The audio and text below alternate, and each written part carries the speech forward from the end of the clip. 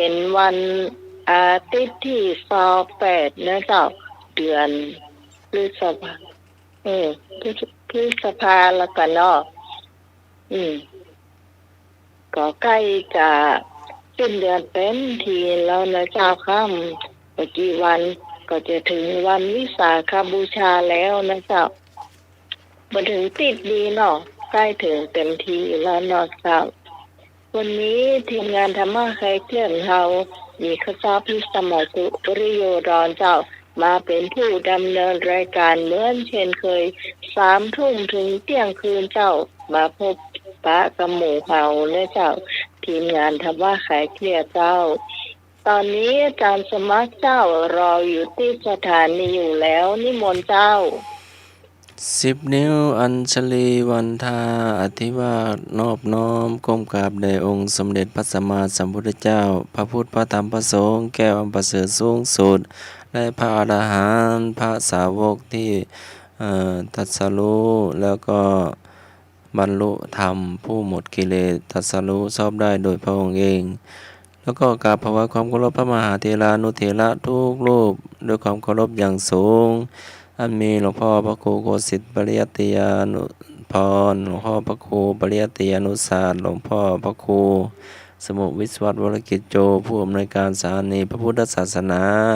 และหลวงพ่อเจนเจ้าวาดวัดฝ่ายหินถวายความเคารพพระอาจารย์นิพนธ์หลวงพ่อหลวงตา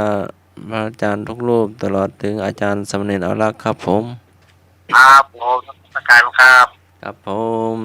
นมัสการพระอาจารย์ศรีคเนศครับผมครับนมัสการครับครับผมแล้วก็เจริญพรโยมพิสมัยหัวหน้าคณะธรรมะคลายเครียดเน้อเจ้านมัสการเจ้าเจ้าลุงหนุ่ยตัวเน้อครับนมัสการครับผมเจ้าท่านผู้ฟังทางบ้านตัวเน้ออาจารย์นิพนธ์เจ้าขอทักทายอาจารย์นิพนธ์พัทยาโนตัวนะเจ้าเจ้าต่อไปสำเนินรักบรรยูนันเจ้าขอกราบนอบน้อมอย่างกุลพระติทาไรรัตนผ่านแพ้วพระเจ้าเจ้าทั้ง3ประการหมายมีพระพุทธพระธรรมพระสงฆ์อันเป็นสารณะที่เปิ่งของหมู่เฮา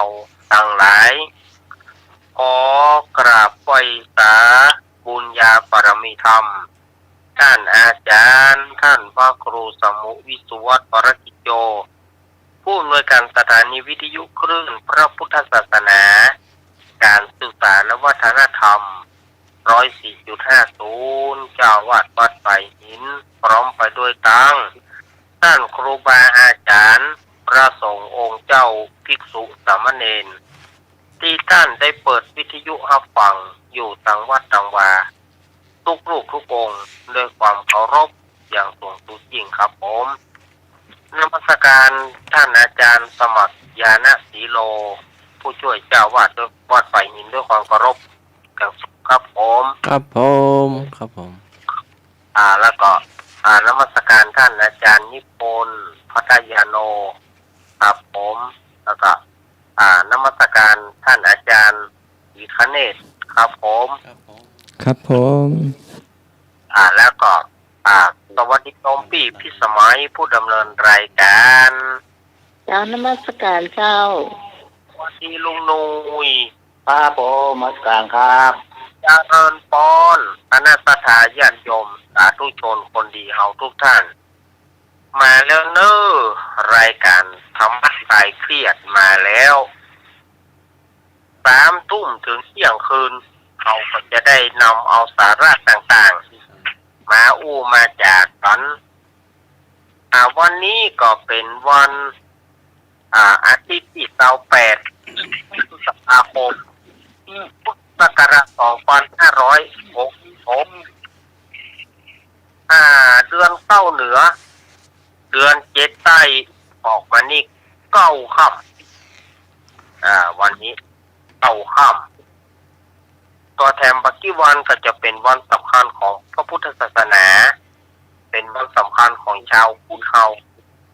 นั่นก็คือวันวิสาข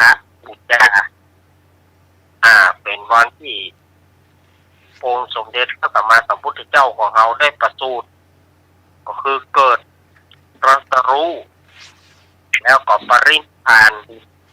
เป็นวันเดือน8เพ็งหรือว่าเดือนเพ็ญเดือน6แต่เนื่องด้วยปีนี้มันเป็นอาทิกมาศมันเป็นเดือน8 2 หนหรือว่าเดือน10 2 เตื้อฉะนั้นมันก็งานวันวิสาขบูชาเลื่อนมา1 เดือน เป็นวันที่3 นายนเป็นเดือน7หรือว่าเดือน9เพ็งเนาะอันนี้ก็แจ้งกับสถานญาติโยมไว้แต่อีกก่อนต่อไปก็เชิญลุงหนุ่ยได้ทักทายสถานญาติโยมก่อนเนาะปีโปรแม่พี่น้องครับนิมนต์จากนี้เลยครับผม นิมนต์พระอาจารย์ศรีกเนศนิมนต์ นิมนต์เจ้า ครับนิมนต์จากนี้เลยครับ พิคเนต ท่านเล่นเนาะครับ ครับผมเจริญพรนมัสการครับ เสียงไม้บอกเนอะเสียงไม้ของเปิ้ลน่ะ เข้ามันกันทั้งเสียงแตก ครับผมทักทายครับ นมัสการ นมัสการครับ แล้วก็เจริญพรท่านผู้ฟัง เจริญพรผู้ฟังทุกท่านครับ อ๋อได้ละได้ โย ละ มพิสมัยหัวหน้าธรรมะคลายเครียด อ่ะ โยมพิสมัยหัวหน้าธรรมะคลายเครียด เจริญพรโยมพิสมัยหัวหน้าธรรมะคลายเครียด พร้อมทีมงาน ยอด พร้อมทีมงาน เจ้า